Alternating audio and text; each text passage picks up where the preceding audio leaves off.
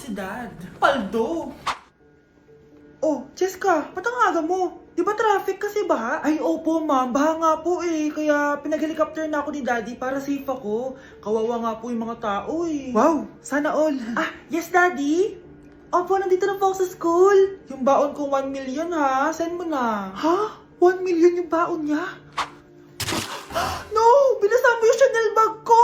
Sorry, Cheska. Alam mo ba kung magkano to ha? 600,000 to! Mas mahal pa to sa bahay nyo! Napakamahal naman yan. Whatever! Papabili na lang ulit ako. Salamat ka, mabait ako. Nahiya naman tong 300 peso na bag ko. Be, tara sa kantin. Nag-crave ako ng siomay tsaka ng kwek-kwek. Tara. Pwede bang sa Wolfgang na lang tayo mag-lunch? Hindi kasi ako sanay sa mumurahing pagkain. Be, Anong kala mo sa akin? Anak ng CEO? Ano ba yan? Hindi ba kayo binibigyan ng allowance ng daddy nyo? Ako na nga lang. Hindi ka naman ganyan dati. Okay, class. Si Cheska na ang bago nating treasurer. Ma'am, wag si Cheska. Kukurakutin niya lang yung class funds natin. Parang tatay niya. Flood control, ayaw. Gastos, gusto. Kaya mayaman si Cheska kasi korap ang pamilya niya. Ang laki ng tax na binabayaran ko. Sa Disney Princess pala natin napupunta lahat. Habang kami, binabaha na dito. Ikaw pa helicopter lang. Wow, napaka-lavish mo naman. Tsaka, pera muna ako nito Chanel bag mo ah. May ambag din ako dito, no? Hindi kami titigil hanggat walang nakukulong. Deserve niyong magdusa. Nay, nasira po yung cellphone ko. Kailangan ko pa naman to para sa school. Anak, sorry, wala pang pera si nanay. Pero huwag ka mag-alala, anak. Kapag nagkapera si nanay, bibilang kita agad, ha? Sige po, nay. Saan kaya ako hahanap ng perang pambili ng cellphone ni Kyle? Nay, kailangan ko po pala ng bagong sapatos. Gagamitin ko po kasi para sa PE. Ah, sige anak, gagawin ko ng paraan ha. Tsaka po pala, Nay, kailangan ko po ng bagong laptop kasi magka-college na ako. Ah, ako bahala anak. Nay? Nay? Nay? Bagong sapatos? Bagong cellphone? Laptop? Paano nabili lahat ni nanay ito? Nay! Kyle, yung nanay mo. Ah, nasaan po si nanay? Nasa hospital ngayon yung nanay mo, Kyle. Mas inuna niyang bilhin yung mga kailangan mo kaysa sa mga gamot niya. Nay!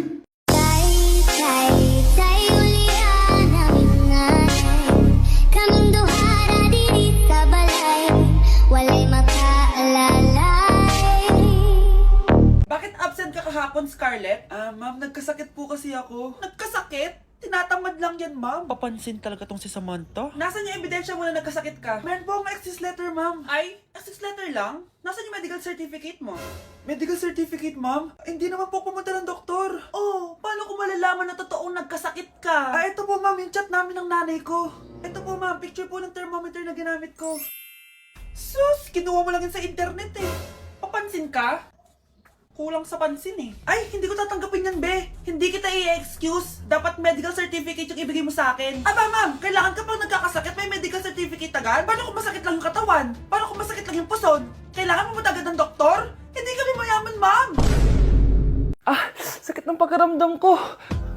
Hala, ano nangyari sa akin? Nay? Ah, anak, tulungan mo ako. Ano nangyayari sa'yo, Nay? Pati ulo ko. Nay, ito na yung gamot mo. Tama na.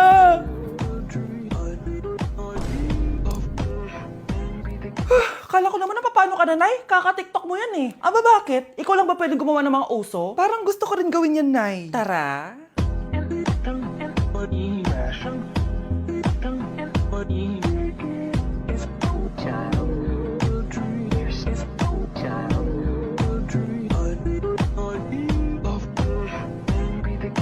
Ah, ma'am, pwede pa po ba ako mag-take ng quiz? Sorry po kung absent ako kahapon. Nilagnat po kasi ako eh. Ay, hindi na pwede. Di ba sabi ko, pag absent na, bawal na mag-quiz. Ano yan, one day lagnat? Tigilan mo ako. Ang sabihin mo, tinatamad ka mag-aral. Ma'am, please, sige na. Humahabol po kasi ako na with honors eh. Oh, okay ko. Kung gusto mo mag-with honors, hindi ka dapat nagkakasakit.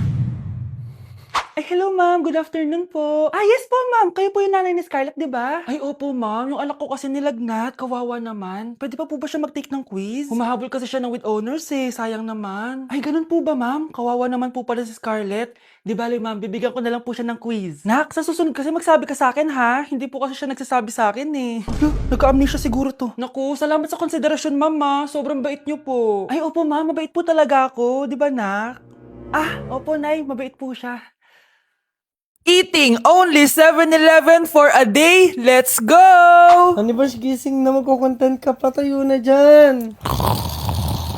Ala, Good morning, guys! So, ginising ako agad ni Bunch. 11 a.m. na. So, magbe-breakfast tayo. Alam niyo na kung saan. Papunta na kami. And yung 7-Eleven dito, guys, sobrang layo. Like, sa kabilang barangay pa. Hulaan niyo kung nasan ako.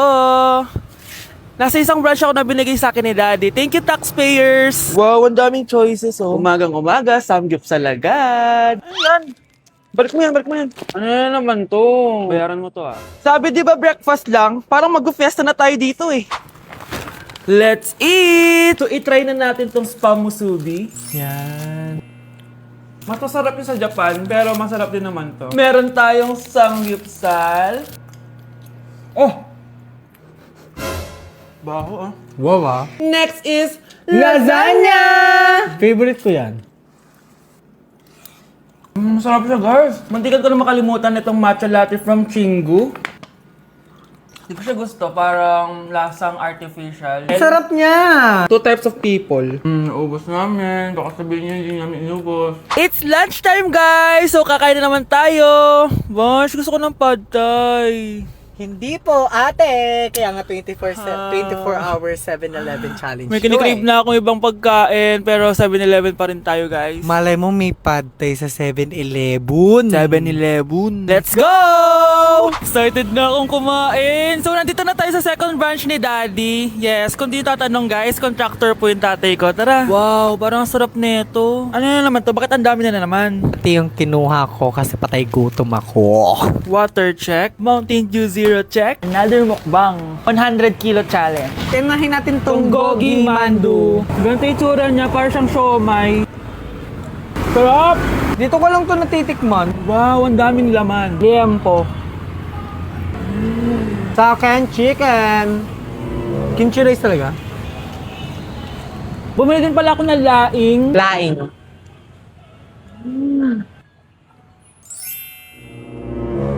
Hindi ko siya bet. Pwede dessert? May dessert pa? Busog na naman! Next Kaya stop! naman- Next stop na namin is dinner! It's dinner time! So, it's 7:17 na ng gabi and medyo nagugutom na tong tao na to. Saan kaya tayo kakain? Ayan, saan pa ba? May sisig, oh. Let's eat this. Guys, may Bicol Express. Okay, mukbang na naman.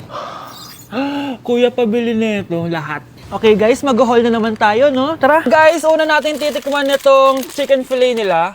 Parang, Parang family chicken nga. Sarap. mana natin ng bulgagi. Sarap, di ba? Sarap! Unboxing! Sana secret. Oh my gosh! Ang sarap nito! Ngayon lang namin na-explore yung mga pagkain sa 7-Eleven sa Pinas. Sausaw natin to sa sabaw ng Bicol Express. Okay, next naman namin natitikman na itong sisig. Masarap naman pag maasim. Grabe guys, nabusog talaga ako, malala. Kaya naman, kung may challenge pa kayo guys, i-comment nyo lang dyan at gagawin namin yan. So yun lang guys, thank you for watching and see you on my next vlog. Wow, vlogger. Nay, ang taas ng grades ko, oh. Congrats. Kain tayo sa labas, Nay. Sabi niyo, pag mataas grades ko, kakain tayo. Wala akong time, anak. Nay, nagugutom po ako. Anak, may ginagawa ko. Nay, di mo ba kayo magluluto? Ano ba yung anak? Ang tanda mo na, di mo pa rin kaya magluto para sa sarili mo? Kita mo, ang dami kong ginagawa dito. Storbo to. Sige po, Nay. Ako na lang po magluluto.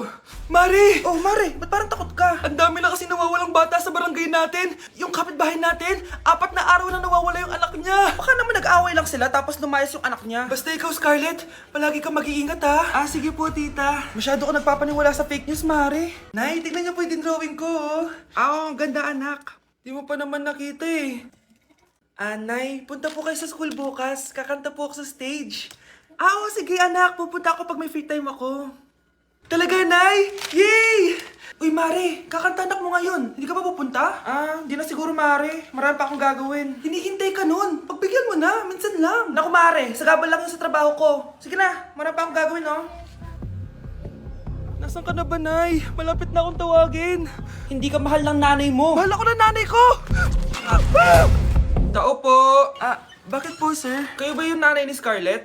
Opo. Ma'am, nawawala po yung anak nyo. Ano? Si Scarlett? Aware naman siguro kayo na maraming nawawalang bata dito sa barangay natin, ma'am. Scarlett? Yung iba, ma'am, hindi na namin nahanap. Napakawalang kwenta mong nanay. Disturb mo yan. Ayun na! Bilisan mo! Hala, dugo ba yung pinampunas niya sa mukha niya? Anak, tignan mo to, oh! Ano yun, Nay? Anak! Ano yung nasa mukha mo? Dugo ba yan? Ginagaya mo ba yung pinupload ko? OA ka talaga, Nay. G2G peeling solution to. Gentle exfoliating to. Tinatanggal nito yung mga blackheads, whiteheads, tas nakakaliit din ng pores. 2 times a week ko to ginagamit, kaya instant glowing at smooth na yung texture ng skin ko. Ay, perfect yan, anak! Ang dami ko pa namang blackheads tapos ang laki pa ng mga pores ko. Charan! O ito, Nay, sa'yo na to, 199 pesos lang yan.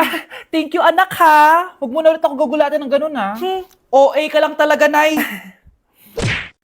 Hala, nasan sa crush ko? Hala! Hindi na naman gumagana tong cellphone ko. Kakainis naman. Ayan, di kasi iniingatan, kaya nasisira. May kakilala kong gumagawa ng phone best. Gusto mo? Libre lang. Libre? O sige. Pwede ba? Ginagamit ko kasi ito pang school eh. Oo, best, ako bahala. Bukas okay na yan.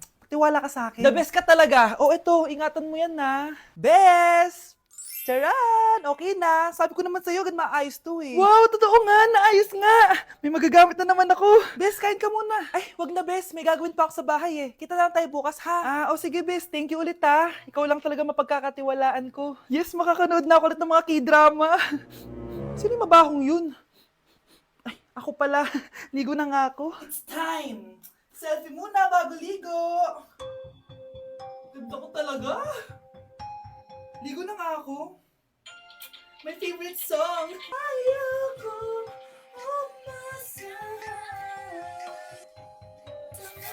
Woo!